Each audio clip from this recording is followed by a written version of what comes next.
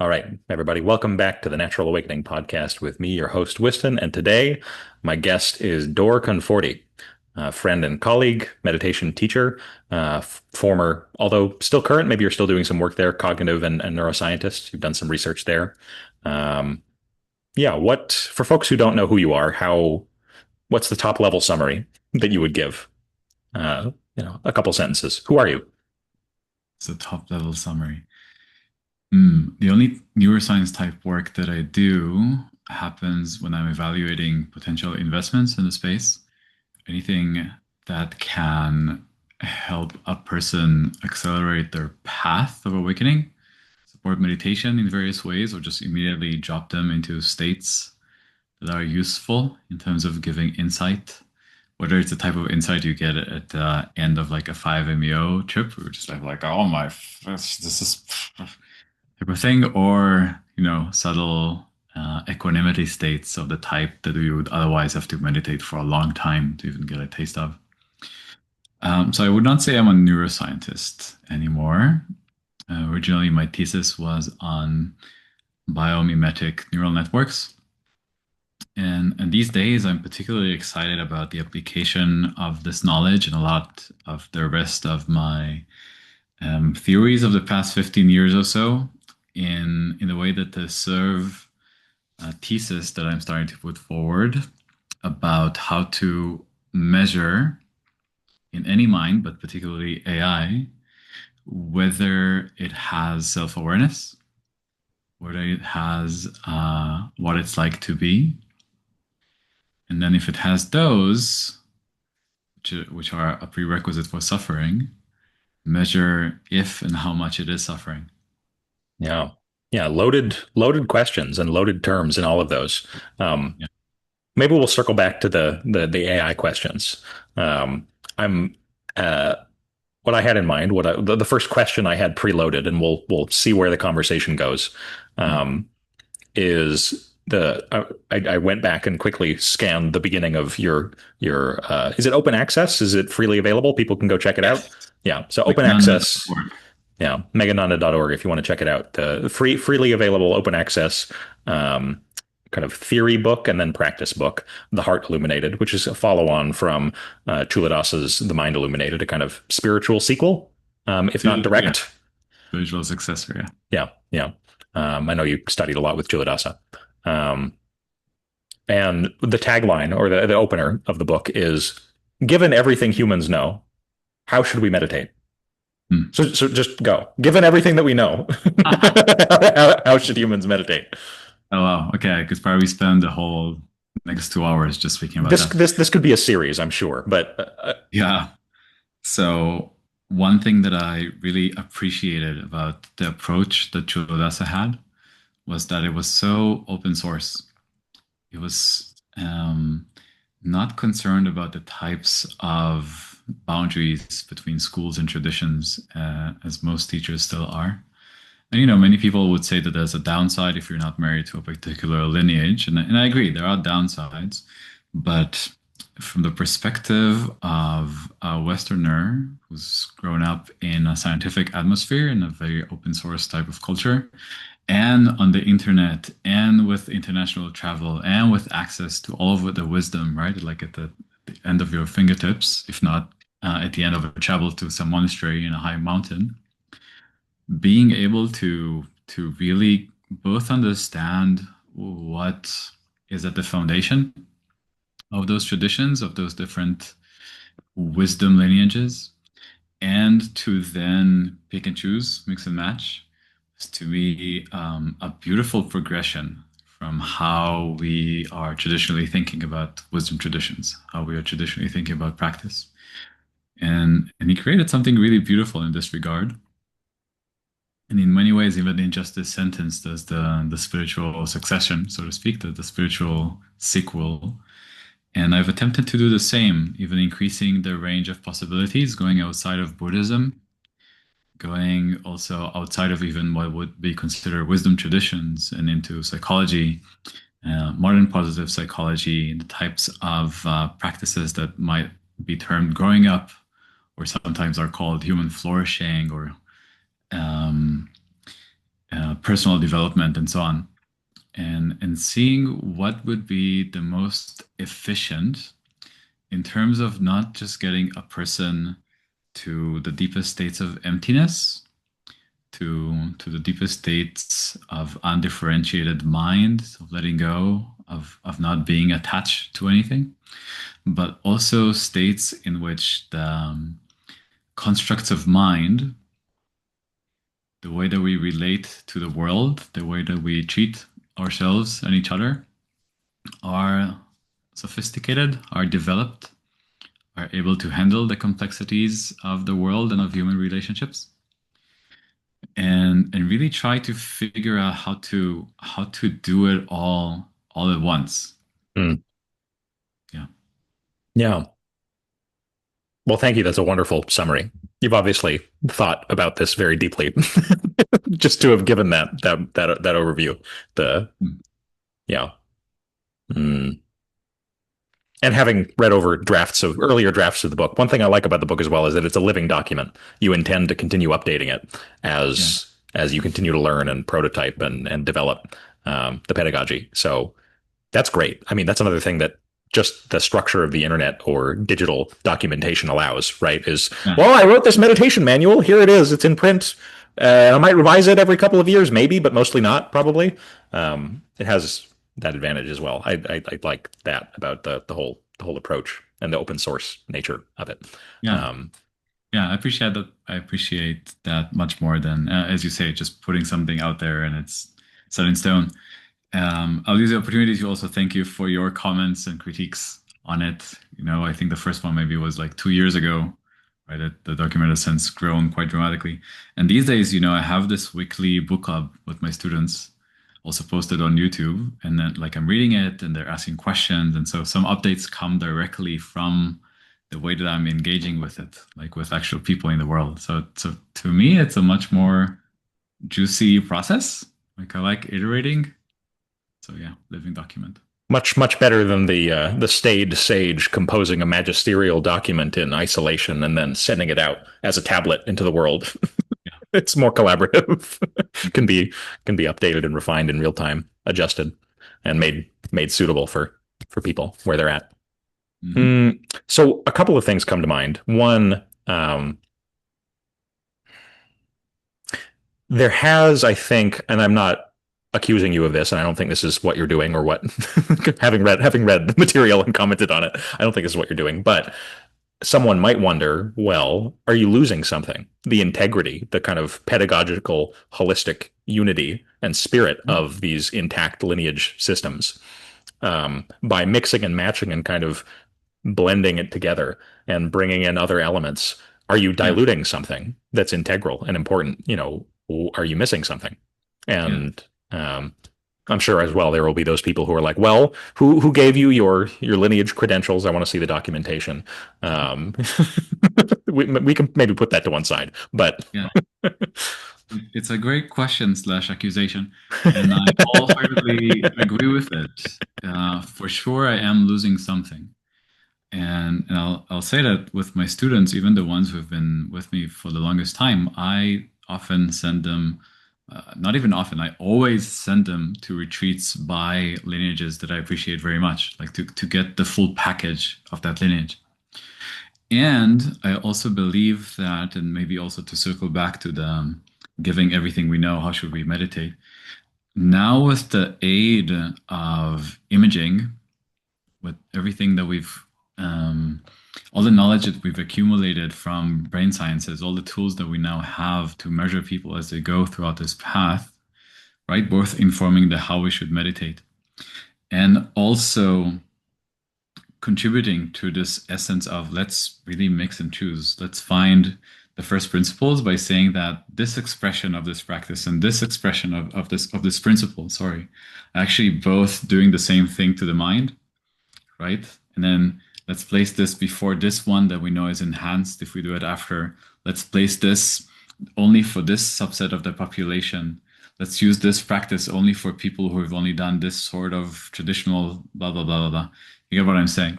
yeah, So I yeah. think certainly Scaffolding, initially, sequencing effects, and also differential diagnosis and pedagogy, depending right. on need. Yeah. So I think with the immense capacity that we have to collect data, even just collecting data before talking about neuroimaging, but also mounting on that the exponentially increasing wealth of neuroimaging data of high quality studies happening in labs all over the world. Even though right now I'm sure this more open source mix and match approach has its downsides that are quite significant compared to a lineage, over time, I think we will have some sense like a mother of all lineages. It's like in a sense, if I were to see the wisdom traditions as competing standards, right? Like you have different protocols on the internet, but then eventually you have one internet. Hmm. And the same thing is sort of maybe happening. Like another example would be blockchain stuff, where it's like this infinite explosion of possibilities. But it seems to me, and I hope this doesn't generate too much hate, that everyone is converging on Ethereum. It's like the blockchain internet. Hmm. Because ultimately, you don't want to have so many options and be an expert in the different, like you want the thing that works, Hmm. right? The thing that works and it constantly updates and all the best minds are working on, that's the most well researched. And that's the situation that I hope we get to, and that's a lot of the thrust of my work, as I say, in identifying the first principles of the path and trying to express them in the clearest way that I know is available from modern scientific lenses. In some way, I think my contribution right now, I hope that changes in the future, but right now, I think the most major contribution that I have is not so much on the practical side, again, which is why I do very much advise all of my students to go and get like the lineage traditional um, teachings and practices, but on the intellectual side, on the what is it that's happening here in the most modern terms? What is it that changes? How do the systems of our minds, how do the configurations of our brains change throughout every level of development, throughout every attainment you can describe, throughout every type of basis of operation that we can talk about? That to me is what's important right now and is the most major service that I think that I'm providing. There were a bunch of threads that I want to pick up. Hold on. Mhm. I got to prioritize. Hmm. I should really take notes. Hmm.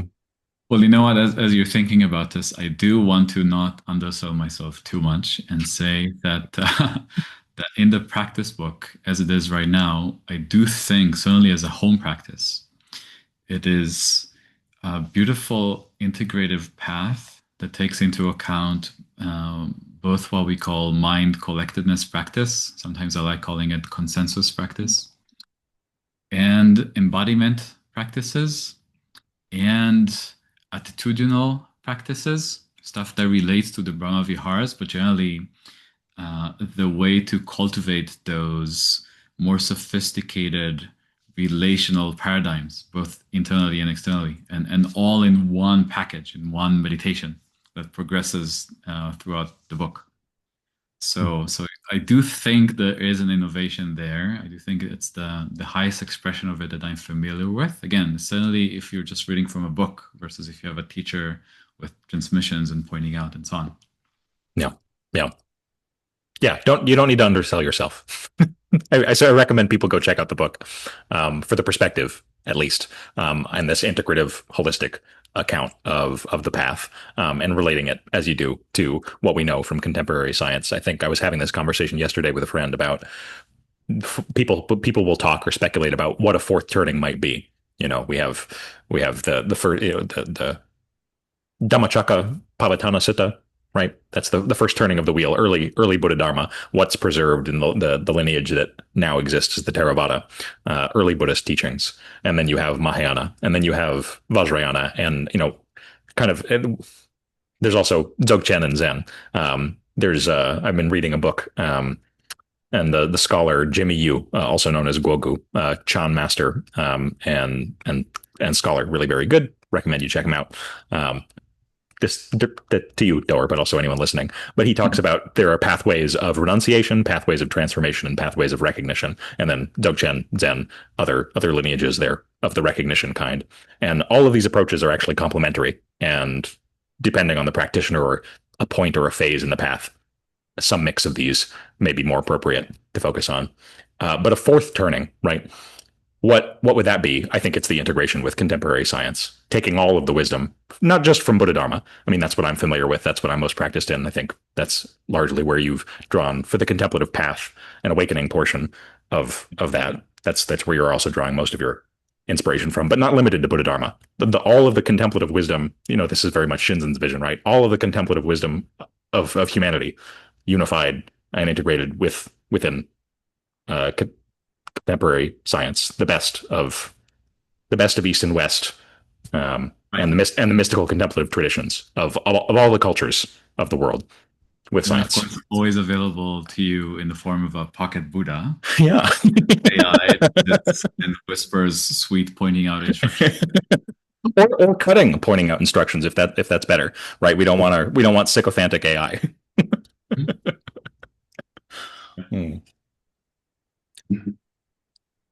Hmm. So that was just a big agreement. That's one thread that I wanted to pick up.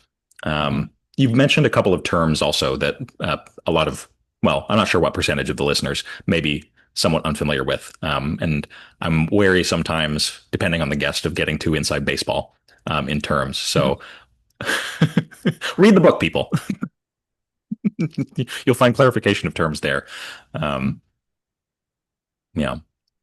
And also, but Dor, if you think to gloss terms as you use them, I might try to jump back in. But this is a deep end podcast, so sorry. Mm. Anything in particular you want us to delay on? You mentioned bases of operation, and also there's one thread earlier. You were talking about states, deep states of undifferentiated mind and emptiness, Yeah. and a quibble or question that arose for me is, okay, great, transient states, yes, but what? And then, but this was picked up later. You were talking about bases of operation. I think that's the language Dan used, right? Yes. Daniel Brown.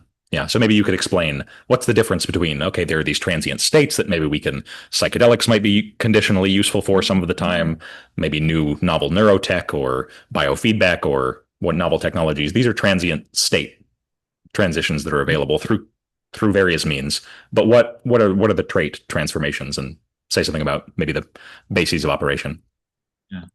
So there's something about a basis of operation that is like midway between a state and a stage or structure of mind, in that it is something that initially you make an effort to generate, but then more and more locks in place and becomes the basis for the next effort into the next expansion. The way I like to describe basis of operation is that, let me take a step back and say, I much prefer that people measure their progress on a path based on what basis of operation they can hold in every moment versus discussing all sorts of attainments and feathers and hindrances and all those lovely lists from the suttas We love the lists. So many that lists. we Good for memorization. yeah that we then spend countless hours and days and weeks both ruminating over and also debating about on endless Twitter threads. Because what's the definition of this feather? What's the definition of this or that? How do I know that I lose it? Have I lost it today? But if it comes up 10%, it's And not. this lineage teacher has this standard for stream entry, and this one has this standard for stream entry, and this standard for this fetter. Who's right? Who's right? And yeah, and not especially on Twitter. It's a waste of everyone's time. Yep. So what I like about basis of operation is in the same way that I really appreciated Chuolasa's approach with the elephant path or the 10 stages that existed in the mind illuminated, where you're measuring progress based on your immediate attentional capacities. It's not I am this and that black belt in this, I'm this and that attained, I have this and that blah blah blah. The teacher told me it's just like can I do this right now? can I inflect my attention in this way? Can I hold my attention in a way that's exclusive? Can I hold it without effort, and so on? And then the same paradigm applies to basis of operation. They're more sophisticated because besides collecting the mind, there are also types of liberating views that you hold, or views of emptiness. And then each base of operation is defined by how empty it is. It's a simple way of describing that. And it has immediate implications for the quality of moment to moment perception. So it's still possible to fool yourself because some of those distinctions between the bases are subtle. But ultimately, if you have a great degree of sincerity and honesty with yourself, and certainly with the support of a teacher, within less than a minute, you can understand where you operate from. And then it becomes very clear what the effort to do to continue down the path is. And ultimately, you get to a place where there's no more need to hold or make any effort towards any view. The basis of operation just remains the top level one. Let's not go into the details right now. And that's all that's required. And so you learn how to do that on the cushion, and you learn how to take it off the cushion. And all of the time spent practicing is just in correctly identifying where you are and then applying a subtle next level effort to continue down the path.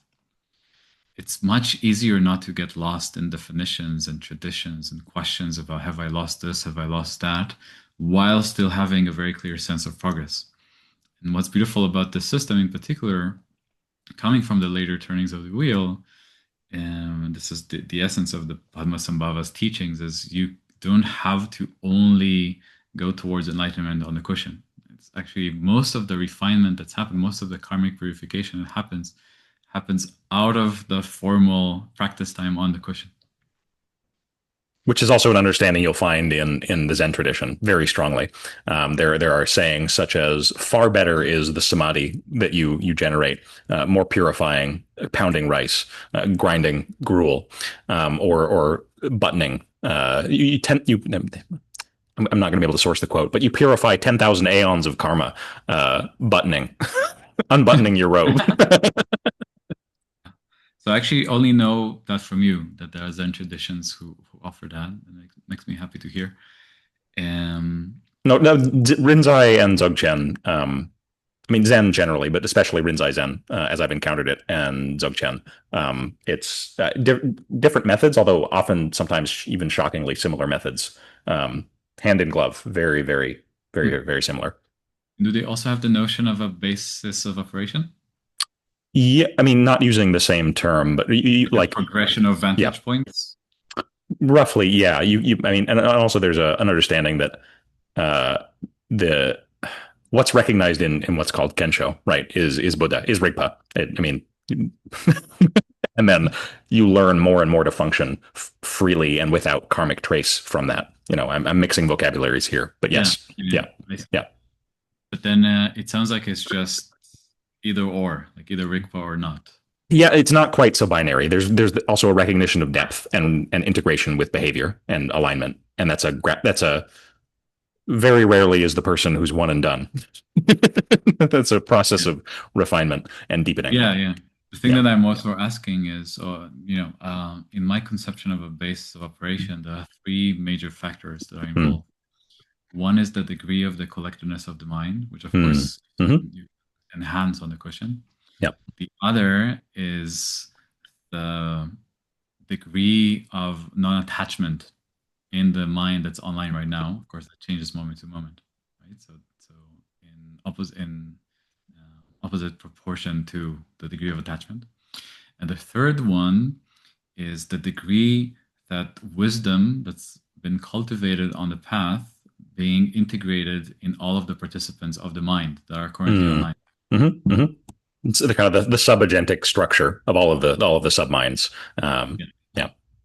And particularly the third one is something that I've not seen discussed to the depth that I do in the book, where I really point out what wisdom is, and not just the wisdom of emptiness, but also the types of wisdom that are relevant for the more growing up type aspects of mind, which I consider, and I've not seen other people do, as crucial for the path of emptiness and waking up as well. Not in the sense that you cannot wake up without, but in the sense that it can hasten your practice, and suddenly the development then becomes spiral with more of the qualities of what it's like to be a healthy and happy human. Anyway, there's a way that each basis is then and improving and going deeper into one or each of those three factors. And then in the book, I make the claim that they measure the same thing that every tradition does towards waking up. So Mm. again, meaning the higher the basis of operation is, the more advanced you are on the path, based on the definitions of every major tradition that I know and that I reference in the book. And then you really are free of the constant chase for attainments, for a constant validation from a teacher about whether you're a stream mentor or whether you had a true pinch, like whatever.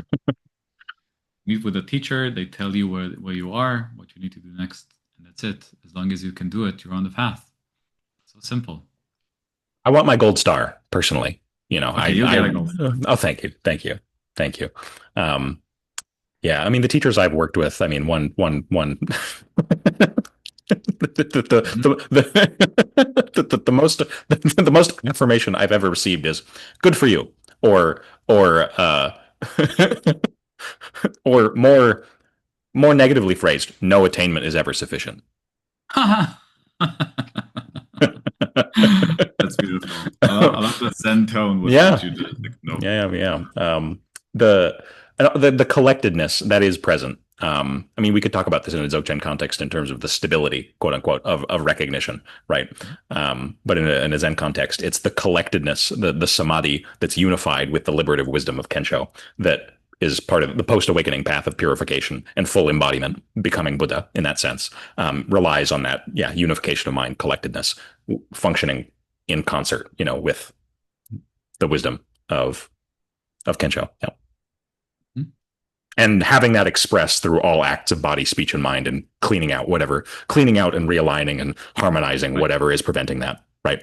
And also, the language for that within the tradition is very obscure and veiled a lot of the time and impenetrable to folks not versed in it. It if you're just reading, I mean, you actually work with a good teacher, it shouldn't be that difficult to grok what's going on. Yeah. But yeah. Another disadvantage that my approach has. This is something that I've been playing with. I also love to hear your opinion about whether I'm crazy or will forever damage the world of Dharma. All of those traditions, particularly the most like heavy duty, highly potent ones that necessitate and require and really implore you not to do otherwise, then direct heart to heart transmission from a teacher. Yeah, there's a heavy emphasis placed on that. Yeah. Yeah, and I fully understand why the risks of not getting it right and just spinning in conceptual realms in a way that even makes it harder when you do have the actual teachings to receive them, to even receive them, let alone to practice them correctly. And the thesis that I'm playing with have not done anything on that vector just yet. I'm sort of speaking with other friends and contemporaries and gathering their thoughts. So I'll use this opportunity to do so. I think that in our modern times, it might be that it's time to allow those teachings, even the secret ones, to be freely available, because between texts and video and audio recordings that are immutable, and between the capacity of this medium to then create a much larger sangha than was possible at a time when you had like a tiny village and a subset of it for practitioners, and maybe you had a few friends in the next village. But I think there is enough of an error correcting mechanism between the stability of the teachings, all of it always being there as reference, and the greater sangha that's going to become when this scales up in this way to still keep you on the path. I hope Plus, so. with the capacity to have access to a teacher, even if you're not staying in the monastery, right? Like in recent years, most of my meetings with teachers and mentors were on Zoom, right? They can be wherever. The major danger wasn't just that people would receive the wrong idea and spin in some concept, but also that they would move 2 villages over and start some cult, and then 100 years later, you have some warped version of Buddhism, and Yeah. like it's so corrupt. So much damage is done just by someone having a slight misunderstanding. Yeah. One thing, Proliferation of shoddy yeah, cults is not what we want, not what anyone wants. yeah. So I'm curious what you think about that. If we have enough of like guardrails with modern technology, with the capacity to scale it up as we can, to create more benefit by spreading even the secret teachings than if we were to continue hiding them. Yeah, I mean, well, the reality is all of the secret teachings that one might want to encounter in written form anyway. I mean, and there are some verbal, oral instructions that I haven't seen published anywhere. Um, but for the most part, it's Yeah. all out there. If you know the keywords to look, if you know what books to purchase or pirate or whatever, like Yeah. you can If find. if you know the cipher, right? But Yeah, that's the issue. So if you yeah, already know, you can sort of find it. But yeah. So I haven't seen something that tells you, oh, okay, start here and do this practice, and then right. yeah, yeah. So one, the secret teachings are already out there and will become more known over time as it goes on. Um, and even exoteric Buddhist practice, right? Stuff that you'll find in the Theravada, jhana and vipassana. These are not they're not safe, quote unquote. um, hmm.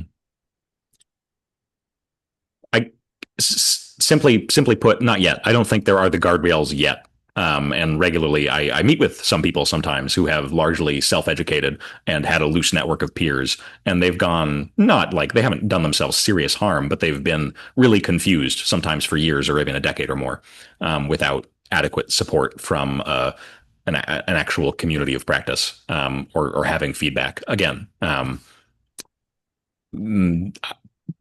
I think largely as these things become more popular and scaled up, I'm delighted. Like when I got really interested and obsessed with this 10 years ago, the situation is so much better now in terms of access to high quality information than it was 10 years ago.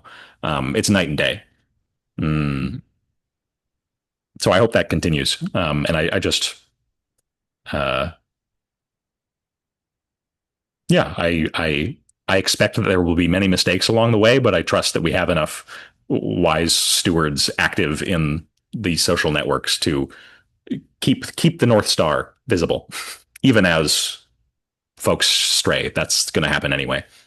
Mhm. It happens all the time, even in a lineage context, right? So it's not like that is a infallible system. It's totally not. Mhm.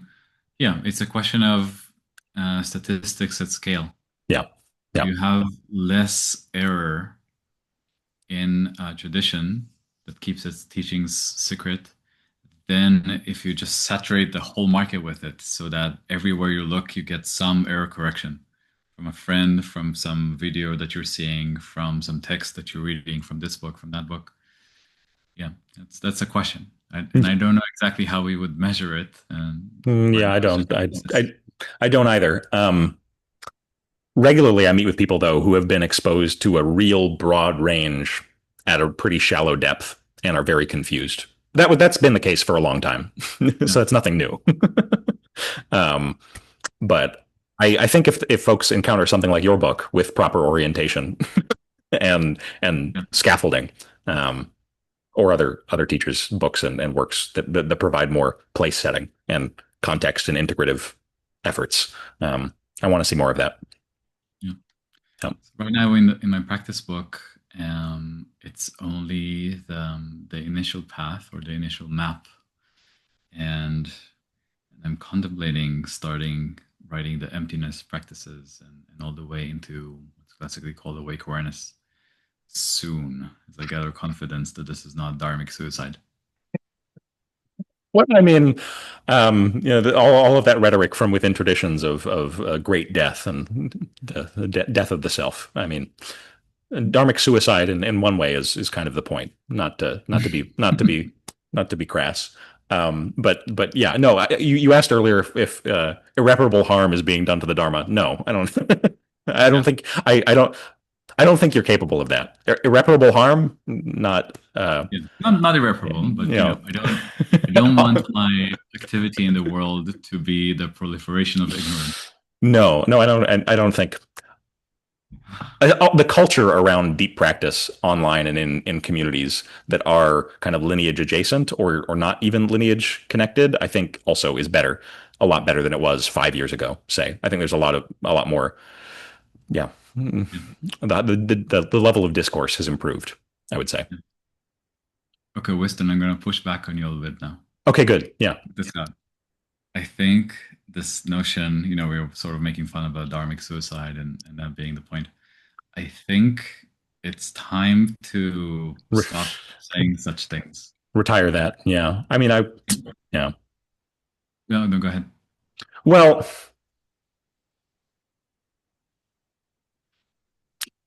I sometimes joke in a very gallows humor sort of sense. I was very my entry into the path came from a place of extraordinary and prolonged suffering, where I was literally suicidal for quite some time. Yeah, And I joke that I found a way to I found a way to exit the painful self construct in a wholesome way, a liberative way. And actually, it's not as though you kill the self and that no, you want a healthy, functional self structure that yeah, is fluid and active in the world and expressive of your unique capacities and gifts. Um, yes. yeah. Um, Yeah. and still sometimes I make bad jokes, so I apologize. It is my impression that many people, particularly the ones who are suffering really hard, are turning towards Buddhism with the sense that it's a way to kill the self without ending their lives. Yeah, that was certainly my misguided and very strivey orientation early, and it was what it was, and I could have benefited from some guidance and help that I didn't Yeah. receive in those first couple of years. Yeah, Mhm. And even though we agree, I'll use the opportunity to say that the way that I see the benefit that particularly the waking up or emptiness type practices give is that they loosen the hold of the current structures such that they can more dynamically update and evolve. And in some sense, this is the entire distinction between these two vectors, where actually often recently I've been toying with the idea of calling waking up something like dissolving, expanding, and growing up, evolving, complexifying. And there's a continuous movement of letting go, dissolving, making more porous what exists, and then using the freed up resources and bits of mind to go on the next leg of the evolution to create something more sophisticated. And then from the height of sophistication, from the wider perspective that's available, to see what else can be dissolved on the even deeper foundations of assumptions of the mind. yeah, I think so many of the assumptions that are from which our mind is bootstrapping itself in every moment about the most fundamental things in the makeup of our mind, including the fundamental notions of time and space. Certainly self and other, I'm not even going to talk about that. Or once that our mind solidified from the level of sophistication of a 1 or 2 year old baby, hmm and they become this load bearing foundation, right? Like load bearing beam of every layer of mind that gets constructed on top of that. Everything gets modeled using the piece of code that was written when we were at our stupidest. yeah, yep, yep, So it's not about taking a hammer, right, and like destroying it so that you stay with nothing. It's about loosening, having enough of an unpeeling of the layers of mind, and again, not forever, just in a moment, being able to loosen them so that you can get at the things that are most attached, that are most foundational, and loosen those assumptions as well, and see what a more sophisticated understanding and perception of time looks like. Yeah.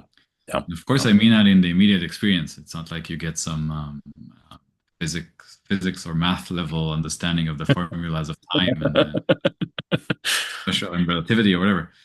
But the moment to moment understanding of it, and also the direct experience of how clutching really hard into time, using that as an example, makes it harder to not identify with the self, to Yeah. not identify with the stories of past and with the plans towards the future. We're normally stuck in some cycle looping. Yeah. Yeah. So the phrase that came to mind, and again, maybe this is treading on language that maybe we should change, but I quite like it. Die completely and then come completely back to life. That's kind of the Zen ethos. Yeah. Yeah. You don't stay dead. A corpse is no good to anyone. Right. Yeah. The way that I would update the language would be become so free that you can rest all the way. Yeah. Yeah. Because the Yeah. thing that isn't willing to rest is the thing that you're attached to. Yeah. The Yeah. only reason why you would be attached to something is that there's underlying karma, there's some fear, there's some pain, there's something that's been designated as bad. And resting that layer of mental construct exposes that signal that we have traditionally not been willing to face. Yeah. Yeah. So rest all the way, and then you can wake up rejuvenated. Yeah. Yeah. I mean, I'm going to be a little difficult. I think there is something around the death language that does get Mhm. at something quite primal. Mhm. Because very often for people, especially when they're getting into deep states of samadhi, absorption, or insight, Yeah. when those structures are really dissolving, what comes up for people often, not always, but often, is specifically a kind of primal, almost infantile, like basic mammalian, Yeah. terrified fear of death. Like, oh my God, my body's fading away. My sense of space, my sense of time, my sense of self, it's fading away. It's crumbling. It's dissolving, or it's expanding out to space. Yeah. And I'm dying. I'm dying. That's the felt sense. So there is something there. Mhm. It's not just poetic language. Yeah. So there's definitely something there. And in some sense, I think you were making my argument for me. Because because as you go into those deep states, and right, and so early before cessation, right, when Yeah, everything really freaks out, like the yeah, last layers of mental constructs are being peeled off, and there's nothing to hold back against the fear and the pain, and I gotta survive. But those are tricks. This is all. It's all Mara. You don't die. no, you don't. Right? So if you tell people sort of the same thing that I'm saying, which is, hey, you can relax, and the thing that's not letting you relax, are parts of your psyche that are looking to receive loving care. Versus some people are told this is the death of the self. You're gonna die in some way. It's all gonna end. And then my experiences, especially before, now I can say more comfortably on the other side that I have not died, but before, but before You certainly seem alive and well. yeah, I think I'm alive. I don't know. Maybe this is the afterlife. Yeah. Oh, well. The Pure Land. You're So it's here. You nice. made it. Yeah, it's Congratulations. awesome. On the other side, I can say before having the first experience of cessation and seeing that I'm waking up again, all of those fears of, okay, wait, if the self dies, but the self is not just this. Maybe my whole world ends. Maybe it all changes. Maybe this particular aspect of the game or simulation goes away. Right? I'm like, and I think given let's say more precise instructions around this would much easier let me see that these are all mind constructs, and those things um, relax and give way to deeper states of relaxation, deeper states of peace, and that nothing is dying, right? Otherwise, it's like Mara, the sneaky bastard. Any part of the mind that has even the slightest bit of fear of I'm not supposed to do this, this is going to get me killed, this is going to harm my identity. Any slight agitation around this sort of thing is going to be used by Mara to provide an excuse at the most opportune moments for why not to go further down the path. Hmm. Hmm. So I really want to not fuel people's fears with, oh, you gotta kill the ego, you gotta kill the self, you gotta. It's like, no, no. You put them in a wider perspective. You give them more ease. You learn how to relax completely, but nothing has to die. I guess there's a part of me that just likes, that likes the harsh edge of heavy metal. It's like, yeah, yeah. But that's Yeah. aesthetic. That's personal taste. We don't need to inflict that on anybody else. And to agree with you on that, I will say sometimes let it all go and die is a great pointer. Yeah, yeah, yeah, yeah, Let yourself die. yeah, yeah. Hmm.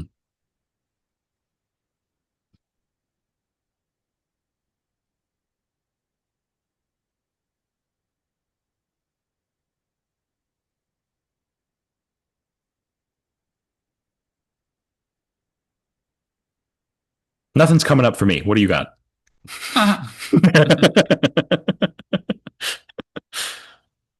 Some open thread about basis of operation.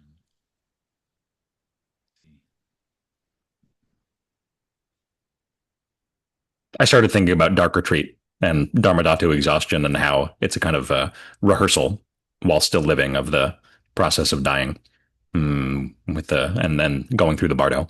Um, Not something uh, I've done, but intend to in the future. Better to have someone else talk about that. But that's a theme that arose. Mm-hmm.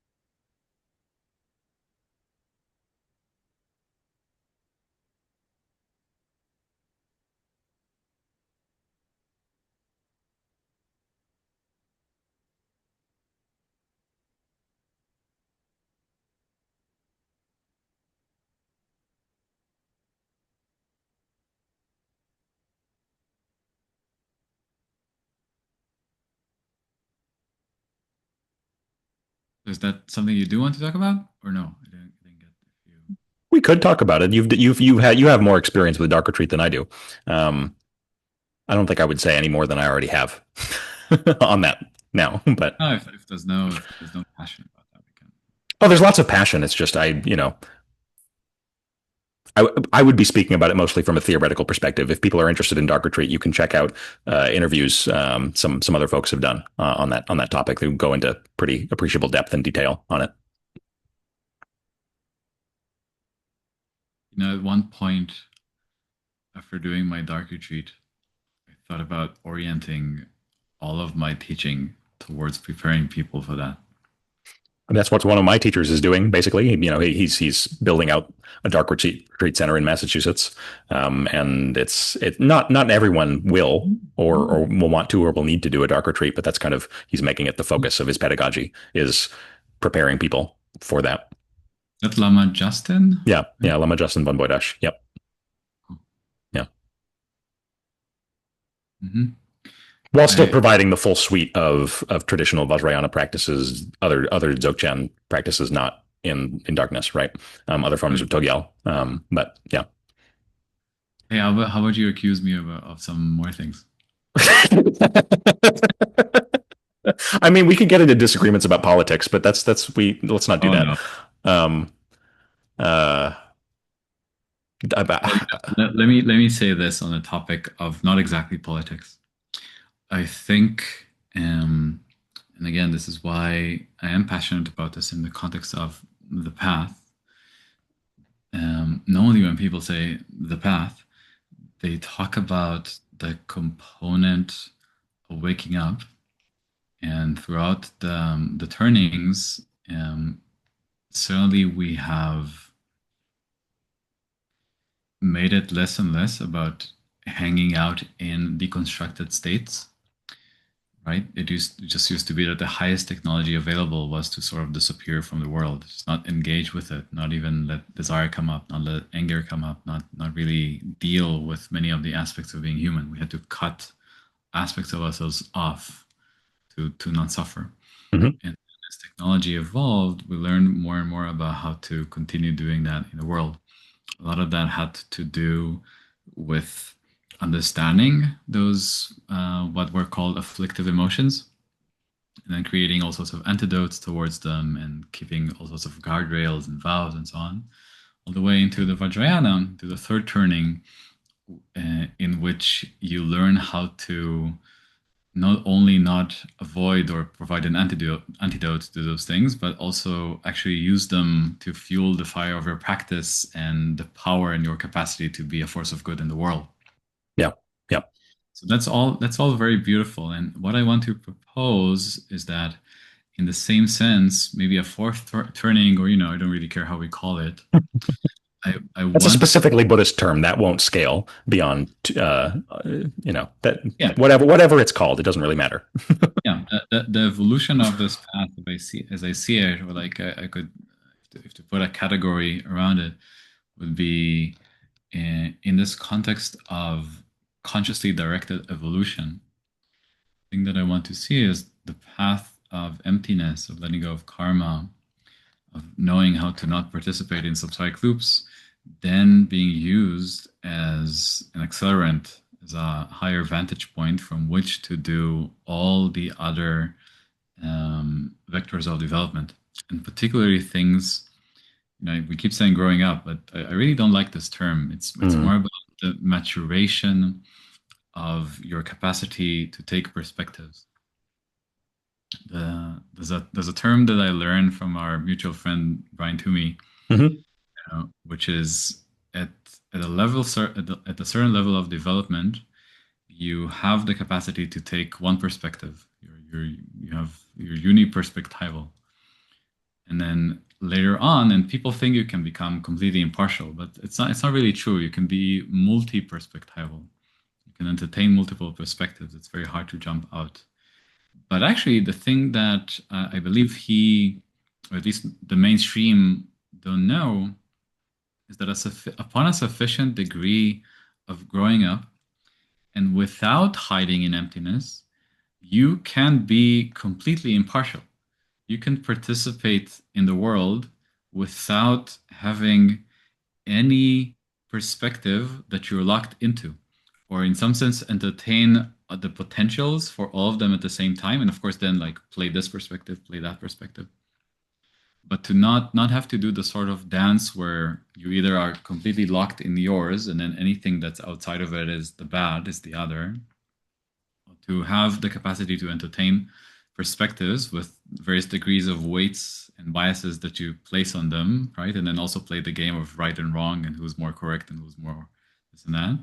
But to get to a place where you can participate in the world, certainly connect with people, but even create solutions that are trans perspective, such that you see the let's say the deeper structure, that is the commonality between the different teams, the different perspectives, and then create a meta perspective, or like a more holistic perspective that still answers the needs underlying the two or more existing perspectives. So this is a beautiful example of this growing up or maturation path. And it directly relates to cultivating this level of sophistication of the configuration of mind, which also directly relates, and I think people don't understand, it directly relates to the way that the networks of body and mind organize themselves. There Hmm. are Hmm. degrees of growing up, degrees of sophistication of this whole beautiful machinery of wetware networks that only fully come online when the central channel is free and clear and becomes the natural nexus point for all of the fractal structure of our whole nervous system and any other aspect of this biology that's participating in crafting and creating consciousness in every moment. And it's about being able to connect through more sophisticated structures that are not blocked by karma, that are not inhibited or friction by attachment, that allow taking a perspective that is below what would otherwise be just the one coagulated perspective that you can hold as a child or as a young adult, or even the sort of multiple perspectives that are available to people generally if they make the choice to go into higher education or do some type of self-work, Hmm. where they let go of the traditional perspective and that this is how we have to be, this is how it's always been. Hmm. It still depends on not just software is what I'm trying to say. It depends on the continuous cultivation of all of these qualities, without which there's a limit to how much you can grow, to how much the configuration can evolve. And I think it's crucial that we start speaking about this because, again, in the context of the politics that we don't want to discuss, all of those issues can be described from the perspective of there are two peoples or two opposing perspectives, and there's not enough sophistication, plus there's so much karma that's weighing down the capacity to generate new creative perspectives, and that's leading to the constant friction. And there's also, similarly, the lack of understanding that some people are stuck, so to speak, in a perspective, or that's just the highest level of maturity that they have. And so people of higher level of maturity, looking at at a particular conflict from that perspective, don't understand that the people here don't have the privilege of the technology Yeah, to they create don't these have the technologies. capacity to, they don't have And the malleability of yeah, mind to actually operate outside of right. that retrenched, fixated perspective. Yeah, for sure. Exactly. Yeah. But then those perspectives, like the slightly higher perspectives, are only adding pressure to this because they themselves are stuck at the height of perspective, which is everyone else is sort of seeing like me or has the capacity, if only they chose, to jump here. And the fact that they're not doing it is a reflection of how bad and insufficient and so on that they are, which is not so Not, different than not, not, that yeah, we are. that's not how it is. Then the higher levels, what sometimes is called mature integral, but certainly also the higher levels of that in the system that I like, called MetaWare stages language, are ones where you don't have to hold up a perspective at all. You're not married to any perspective. You become, and again, this is without the type of Buddhist training that's normally people would associate with this perspective. You can come from a type of compassion that's not mediated by these people are holding the right perspective, that is sort of more like me, and therefore I will support them. Yeah. Or Yeah. these people are more aligned with the types of sensibilities and preferences related to my own karmic baggage, and therefore I will prioritize them. There are aspects of growing up that are often associated only with waking up, and we're not really teasing them apart sufficiently. And as I'm saying this, I also want to say we're also not finding the first principles that underlie both of those vectors of development, which is a lot of what I think is important in my work. Mm-hmm.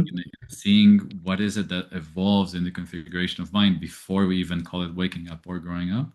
Of course, also the perspective in which it's very useful to tease them apart and see sort of the circle that's created, or more so even the spiral between those and the other qualities, other vectors of development. Yeah. I mean, it's also interesting to note how often you have brilliantly awake teachers, lineages, traditions that are still bound, fixated within their particular lineage's perspective or view or epistemology. And it's rigid. There's the ability to remain, abide in a, yeah, a, in awakening, Yeah. and function from there. And yet the structures of mind that kind of operate and emerge from that, and they can still be actually quite rigid and fixed. And that can be confusing. You think, wait, how? What? But it's true. It's true.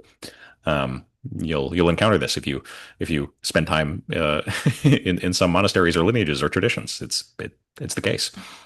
Um, so thank you for doing this work of disambiguation. Not many people are talking about it with that kind of sophistication. Mm. I'm enjoying it very much.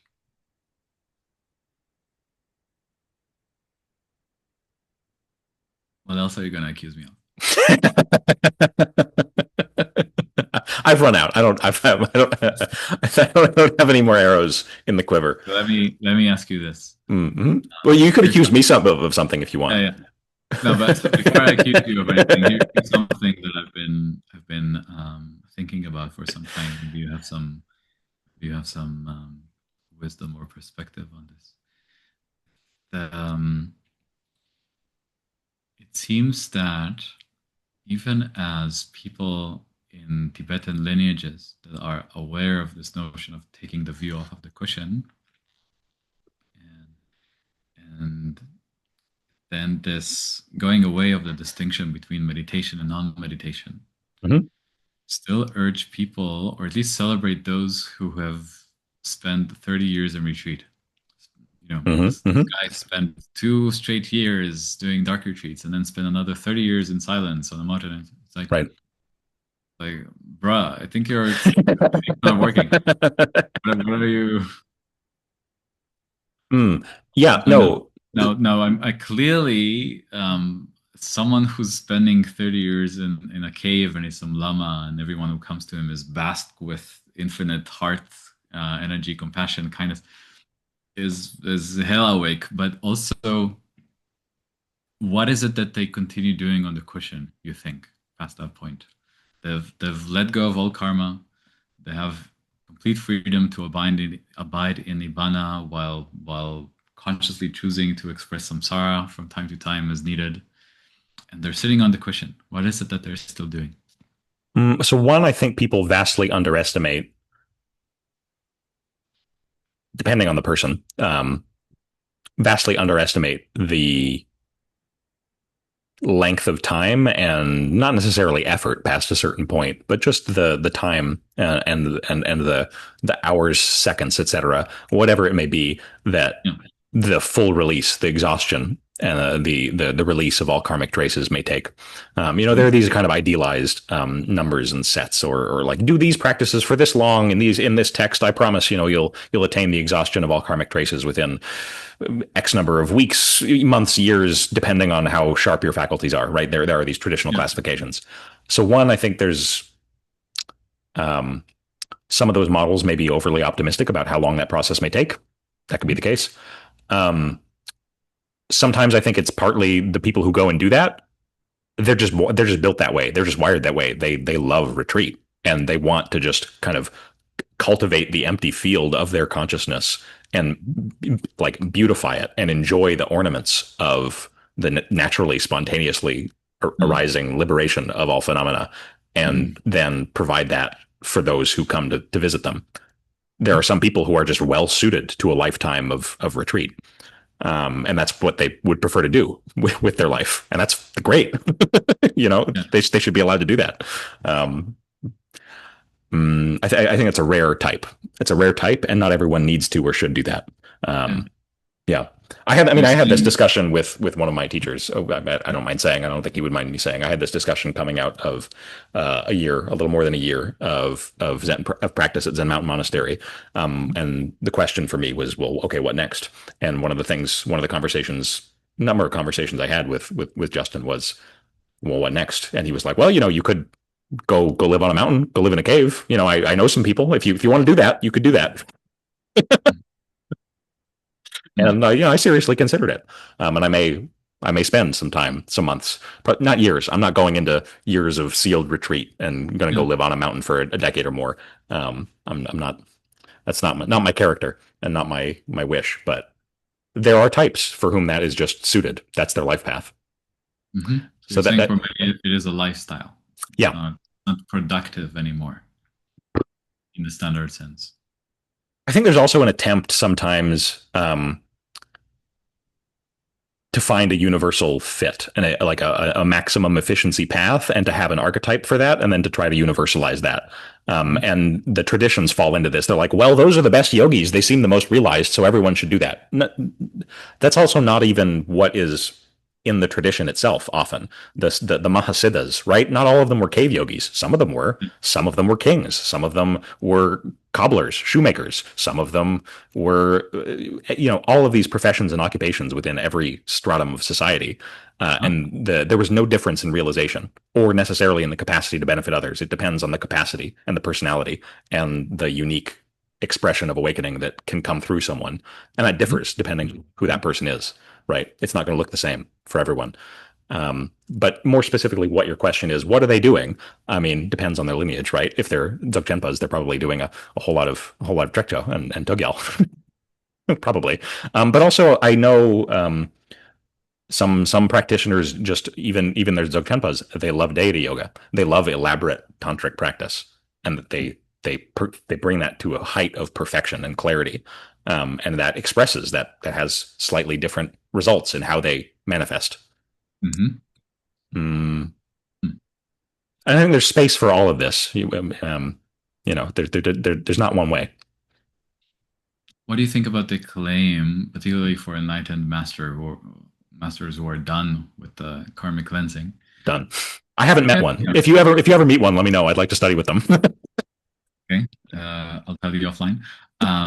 Let's say someone who's gotten rid of 99.99 something Sure. percent, right? Yeah. For all Yeah. intents and purposes, they are no longer compulsively spinning up in samsara because of some karmic trace that they stepped over on the way to the market. Okay. Yeah. I've met some folks like that.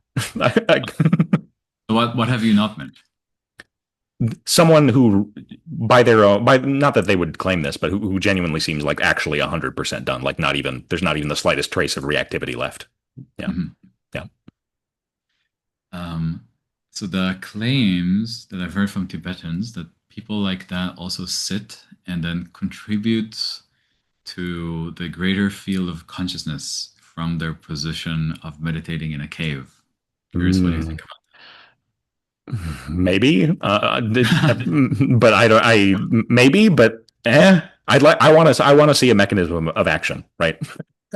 Because Mhm. I'm raised in this culture and I have not much, but some scientific education. So I'm like, okay, how does that work? Like, that's the belief, sure. And being in these people's presence, right, who have brought that process of post awakening purification to that degree.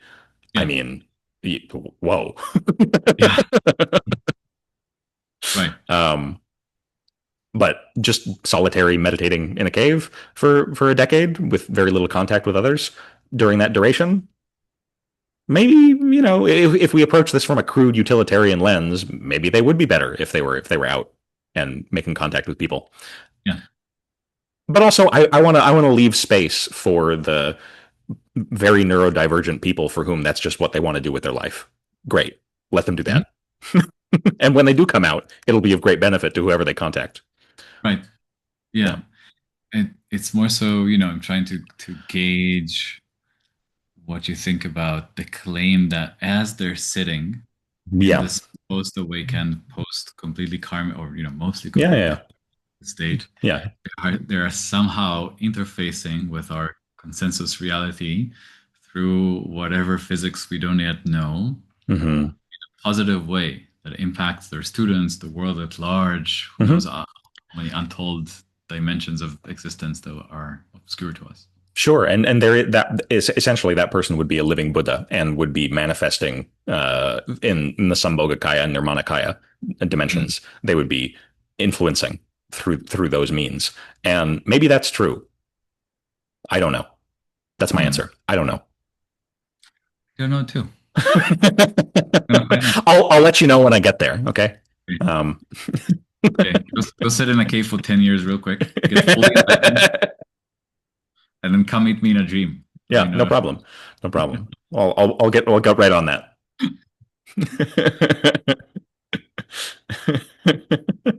Race you to rainbow body. Yeah.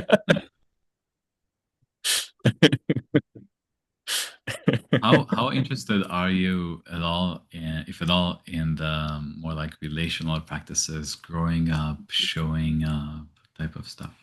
I think that's I really know you're crucial, just about actually, to head for into a monastery, so I'm yeah, wondering. yeah. I think that's really crucial, and it's an aspect personally that I'm more interested now than I have been.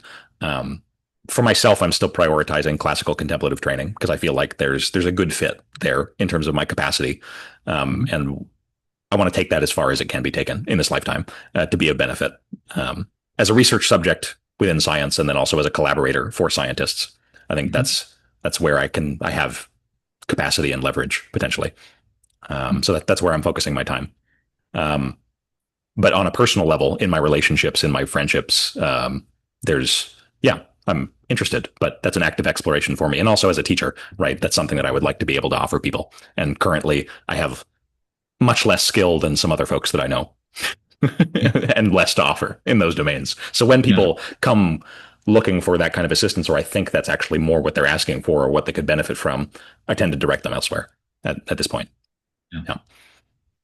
No, I'll say that even for the purpose of continuous waking up, karmic cleaning, and in line with the claim that I made earlier, at least in my experience, which also very comfortably aligns with my thesis, the type of work that I've done with people who have the capacity not just to support me in like finding the suppressed emotion in some tension, or finding the limiting belief that's underlying blah blah, but really going all the way down into the originating function, like the real deepest shadow that exists, and transmute that, has unlocked so much karma that then was free to evacuate much more efficiently and quickly than I believe otherwise would be possible if I were to do standard Togyo practices. Yeah, Right? interesting, and that may be true. I mean,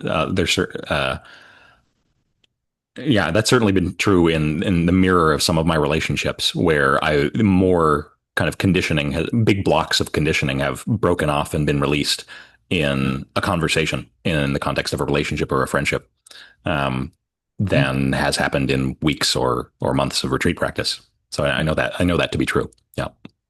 It's like in some sense, doing Togyo practices or being in dark retreats is it's like increasing the temperature so that the water can evaporate, Hmm. right, more quickly. But then like really going to the depth of the ocean and finding that plug and just like Mm-hmm. right, like it's a way that the deepest conditioning, which itself is karma, Hmm. is so dense, right, that the standard practices, as useful as they are just not as efficient as really coming to it with like a type of a spiritual surgery. Yeah, it can be quite both, indirect. both seeing the again like the originating function, like the model that was created at the time that some trauma, that some belief about the world was created, and then both really tickling it directly, seeing what's there, seeing what this core belief is, and then allowing whatever part, whatever you want to call it, subsystem, neural network, to grow in the sense of growing up, so that it doesn't only release the like the charge that it has of whatever pain, whatever emotion is locked up, but also the act of growing up its perspective, making it more of an equal part in the mind versus some straggler that's continually getting pushed, becomes another part of the network that's then ripe for processing karma versus something that still kind of stays half degenerated and is not, has not been upgraded to high bandwidth, so to speak. Yeah, so I'm sort of perhaps unknowingly also still plugging in this notion of do growing up work, Yeah, go to then therapy, do that. take care of your mental landscape, Please do, everyone meet listening, people. and me and you do that. Yeah. Yep. And you see what happens when teachers or practitioners or organizations, um, you see what happens when that kind of work isn't done. People get hurt, and the development is very lopsided. Yep. Yeah. Cool. I'm glad we agree. Yeah, it was an interesting moment when I realized, oh, I'm much more comfortable going for one-on-one interview at this point with a Zen master than I am having certain conversations in some of my relationships or with a psychotherapist. Whoa, whoa, Yeah. isn't that interesting? Yeah, yeah. And what was in the way? Hmm. A certain kind of vulnerability and willingness to be seen and received in what I felt at that time was a kind of brokenness or unworthiness or um, yeah, yeah, Mhm.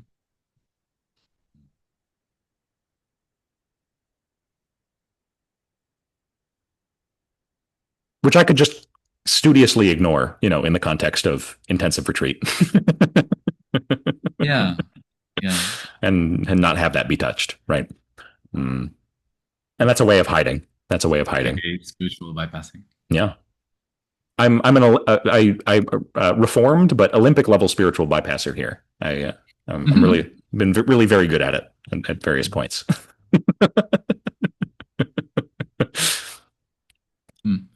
Is that something? I don't know if it's something you've already spoken about, but maybe this is an opportunity to say how, even as someone who's also an Olympic level waker upper, you still found those things to be troubling, to be agitating, to be. I don't want to put words in your mouth, but like, what were the limitations that you ran into?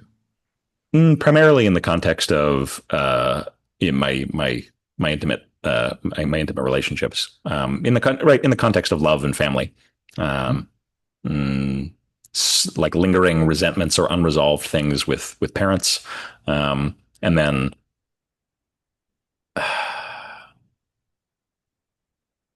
it's also messy and I'm not sure how much I want to say uh, in this Yeah, format. it's not so much that I want you to speak about the Yeah, content, yeah, yeah, yeah, as yeah. much But as the I'm process, curious about sure. like how did it arise in the space that Hmm.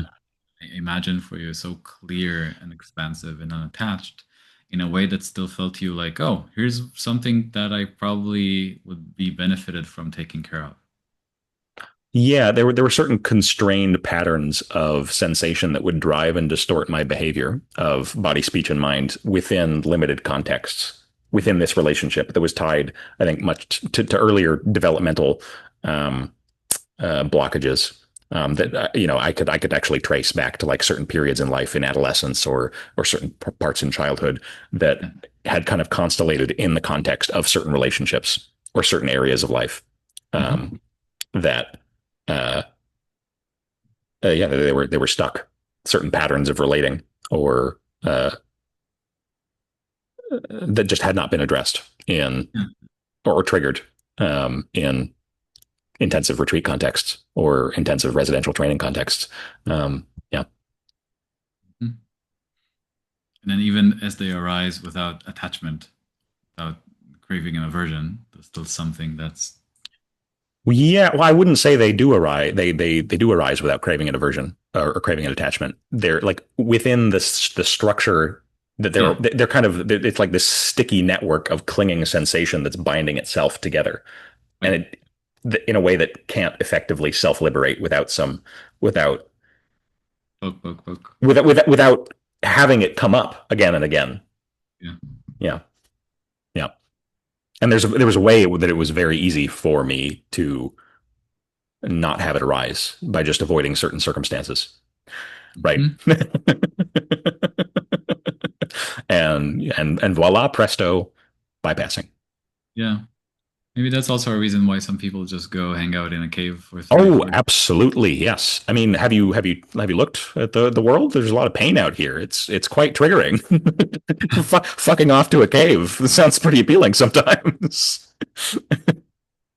So when are we gonna start having retreats and even monasteries where it's not just waking up, where you also have psychotherapists and people who are experts in human flourishing and relational coaches and embodiment coaches and embodiment and relational practices, right? Versus just sitting on the cushion all day.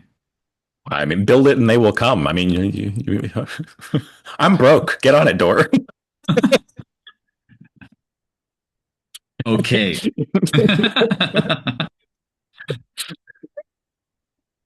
Yeah. I think that would be great. I think that would be great. And the communities that I've seen try that.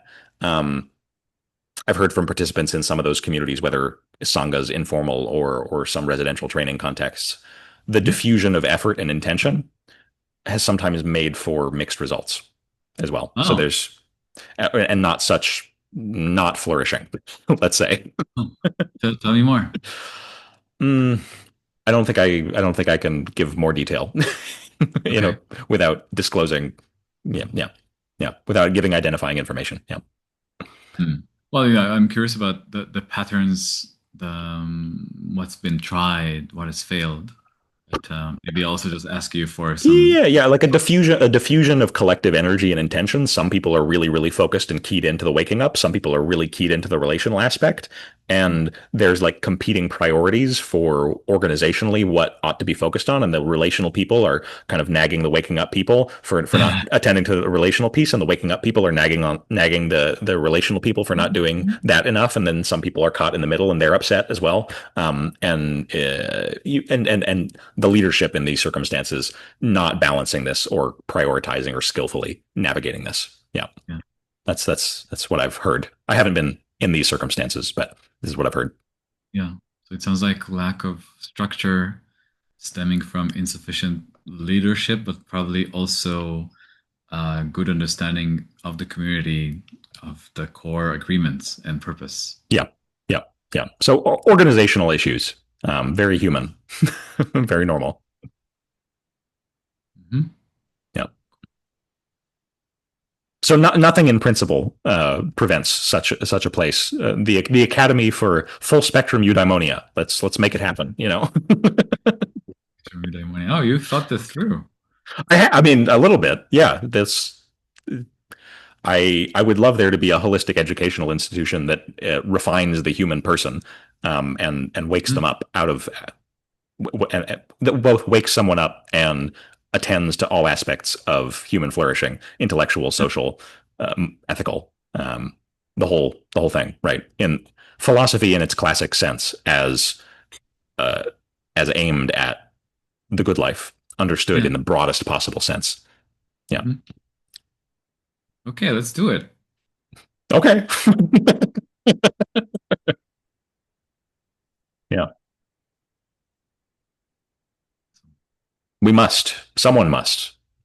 One. It's the kind of an institution like that is the kind of place that I would have wanted for myself 10 years ago that I struggled to find and didn't find. Um, and now I feel very grateful to be connected with teachers and institutions that are dialed in on the waking up piece and the growing up and the cleaning up and kind of that happens under the table, so to speak, without formal structures to support it in quite that way. Yeah. Um, but yeah, no, as far as I know, there isn't such a place that does that excellently. Mhm. Yeah.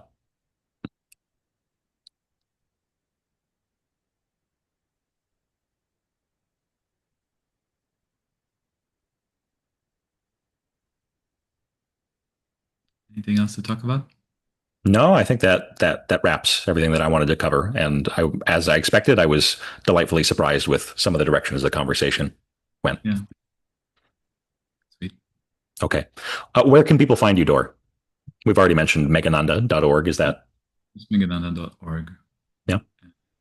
Okay. And you got a YouTube channel. I'll link to that below, the site and the YouTube channel. And yeah.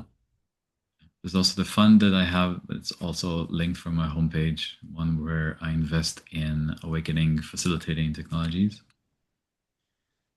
Yeah, that's pretty much it. Okay. Thanks so much, folks, for tuning in to this long ramble. I hope it was of some benefit. And take care.